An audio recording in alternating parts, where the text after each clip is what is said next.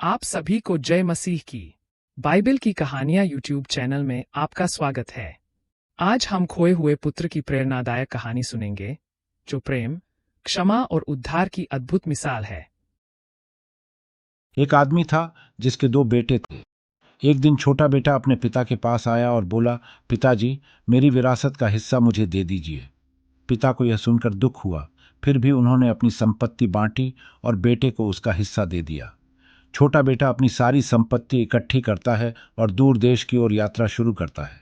वह घर की जिम्मेदारियों से दूर होकर आजाद जीवन जीने के लिए उत्साहित था। उस दूर देश में छोटे पुत्र ने अपनी विरासत को उच्छृंखल जीवन में बर्बाद कर दिया। उसने महंगे भोजन, कपड़े और पार्टियों पर खूब खर्च किया, बिना परिणामों की परवाह की। लेकिन जल्द ही उस देश में भयंकर अकाल पड़ा और छोटे पुत्र के पास कुछ भी नहीं बचा। उसकी सारी संपत्ति खत्म हो गई और उसके तथाकथित दोस्त उसे छोड़कर चले गए। हताश होकर उसने सूअरों को खिलाने का काम किया, लेकिन वह इतना भूखा था कि उसे सूअरों का खाना भी स्वादिष्ट लगने लगा। एक दिन सूअरों को खाना खिलाते समय उसे होश आया। उसने सोचा, मेरे पिता के नौकरों के पास भी खाने के लिए बहुत कुछ है और यहाँ मैं भूख से मर रहा हूँ। मैं अपने पिता के पास वापस जाऊंगा और कहूंगा, पिताजी, मैंने स्वर्ग और आपके खिलाफ पाप किया है। मैं अब आपका पुत्र कहलाने के योग्य नहीं हूं। मुझे अपने नौकरों जैसा बना लीजिए। इसलिए पुत्र ने अपने घर की लंबी यात्रा शुरू की। लेकिन जब वह अभी दूर था, उसके पिता ने उसे देखा और करुणा से भर गए। मैंने वह सड़े आलाए किसी भी वह अपने पुत्र की ओर दौड़े, उसे गले लगाया और चूमा। पुत्र ने उससे कहा, पिताजी, मैंने स्वर्ग और आपके खिलाफ पाप किया है। मैं अब आपका पुत्र कहलाने के योग्य नहीं हूं।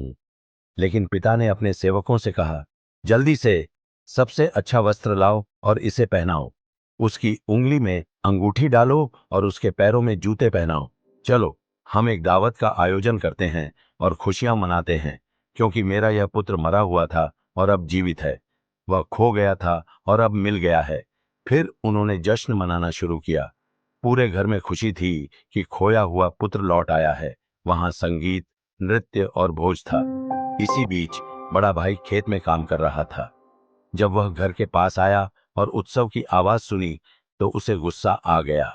उसने अंदर जाने से इनकार कर दिया और अपने पिता से कहा, मैंने इतने साल आपकी सेवा की और कभी आपकी आज्ञा का उल्लंघन नहीं किया।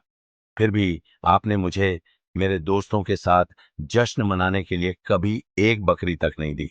लेकिन जब आपका यह बेटा लौटता है जिसने आपकी संपत्ति बर्बाद की, तो आप उसके लिए पला पाला बछड़ा मार देते हैं। पिता ने उससे कहा, मेरे बेटे, तुम हमेशा मेरे साथ हो और जो कुछ भी मेरा है वह तुम्हारा है। लेकिन हमें जश्न मनाना और खुश होना पड़ा, क्योंकि तुम्हारा यह भाई मरा हुआ था और अब जीवित है। वह खो गया था और अब मिल गया है।